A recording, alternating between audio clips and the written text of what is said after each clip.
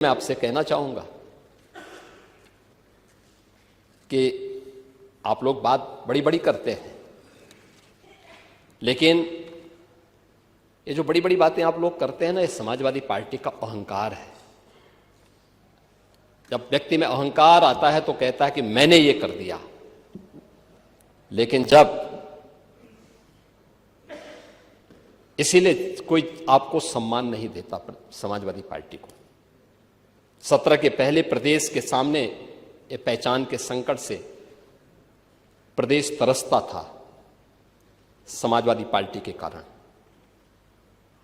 लेकिन आज हर उत्तर प्रदेश वासी सम्मान इसलिए प्राप्त कर रहा है क्योंकि काम सरकार की एक टीम कर रही है, परिणाम है, लेकिन दुनिया कह रही है कि यूपी के अंदर अच्छा हो रहा है, तो पूरा उत्तर प्रदेश सम्मान प्राप्त कर रहा है।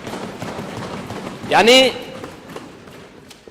अहंकार तब आता है जब कहते हैं कि साहब हमने ये कर दिया, लेकिन सम्मान तब पाते हैं जब दुनिया कहती है कि आपने अच्छा कर लिया।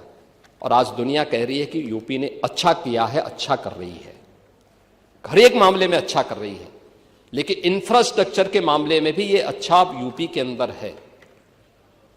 एम्प्लॉयमेंट, आप एम्प्लॉयमेंट की बात कर रहे थे, आपने शिक्षाविद भरे तो थे लोक सेवा आयोग में भी और शिक्षा आयोग में भी, क्या क्या कारनामे किए थे उन्होंने, क्या क्या कारनामे किए थे। जो हाई स्कूल 3rd डिवीजन था, इंटरमीडिएट 3rd डिवीजन था, आयोग का अध्यक्ष हो गया था। जो उसका अयोग्य, जो उसके लिए एलिजिबल नहीं था, उसको आपने आयोग का अध्यक्ष बनाया था, और क्या क्या गुल खिला रहा था।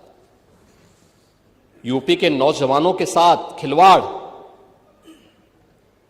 इस समाजवादी पार्टी से ज्यादा किसने किया है।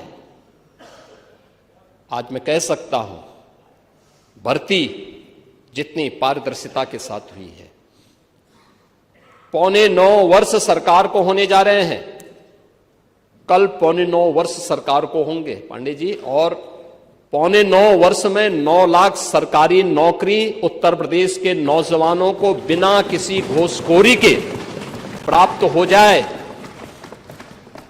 ये पहले कभी नहीं हुआ, कभी नहीं हुआ। अभी आपने देखा होगा, और मैं तो आपसे भी कहूंगा, अभी हाल ही में हम लोगों ने 60,244 पुलिस कार्मिकों की भर्ती की थी, आरक्षी भर्ती की। सिद्धार्थनगर जनपद के बहुत सारे नौजवान हुए थे। आपको बुलाना चाहिए था अपनी विधानसभा के नौजवानों को, उनके परिवार के सदस्यों को बुलाते, उनको सम्मान देते, अच्छा रहता, क्योंकि आप उनके चुने हुए प्रतिनिधि हैं, आपको बुलाने का अधिकार है। क्या इससे पहले कभी हुआ? हम इतने बड़े पैमाने पर भर्ती इसलिए कर पाए क्योंकि हमने इसके लिए उतना इंफ्रास्ट्रक्चर दिया है। इससे पहले इंफ्रास्ट्रक्चर नहीं था। देखिए, यूपी के अंदर 17 के पहले पुलिस ट्रेनिंग के लिए हमारे पास कुल 3,000 की क्षमता थी। जब हम लोगों ने 2017 में पुलिस की भर्ती की व्यवस्था को देखा,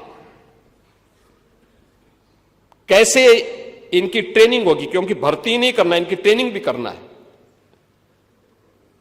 वर्दीधारी फोर्स के लिए महत्वपूर्ण होता है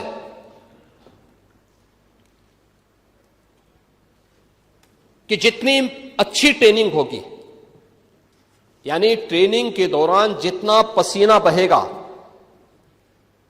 उतना ही सेवा के दौरान खून नहीं बहेगा। ये किसी भी यूनिफॉर्मधारी फोर्स के लिए महत्वपूर्ण होता है। और इसमें ट्रेनिंग में आपने ट्रेनिंग की पीरियड को कम कर दिया था, 6 साल से लेकर के, यानी 9 महीने से घटा करके 6 महीने कर दिया था। और भर्ती के लिए योग्य नौजवान को प्राथमिकता नहीं देते थे। और शिवपाल जी तो उसके मास्टर हैं, इनकी तो पीएचडी ही इसमें है। पूरी भर्ती की प्रक्रिया को तार तार हर व्यक्ति बेहाल था। आज उत्तर प्रदेश का नौजवान नौकरी प्राप्त कर रहा है। क्या शिक्षा में, क्या उत्तर प्रदेश लोक सेवा आयोग में, क्या अधीनस्थ सेवा चयन आयोग में, क्या पुलिस भर्ती बोर्ड में, और भर्ती की इस प्रक्रिया को ही पारदर्शी बनाने के लिए हम लोगों ने हर एक स्तर पर उस प्रकार के तंत्र को विकसित किया है। और इसीलिए शिक्षा आयोग में भी उत्तर प्रदेश के रिटायर्ड डीजीपी को बिठाया है कि जैसे माफिया की कमर तोड़ी गई है, नकल माफिया की कमर को भी वहां बैठ करके ऐसे तोड़ना है। क्योंकि नकल माफिया आदत तो आप लोगों ने खराब की थी, लेकिन उनकी आदत को सुधारने का काम, क्योंकि जब भी कोई हैंकड़ी दिखाता है तो उसकी हैंकड़ी को ठीक करने का काम भी सरकार का होना चाहिए। और यही हमारे पद की शपथ भी है। एक सज्जन को सुरक्षा, लेकिन दुर्जन को ठिकाना लगाने का काम।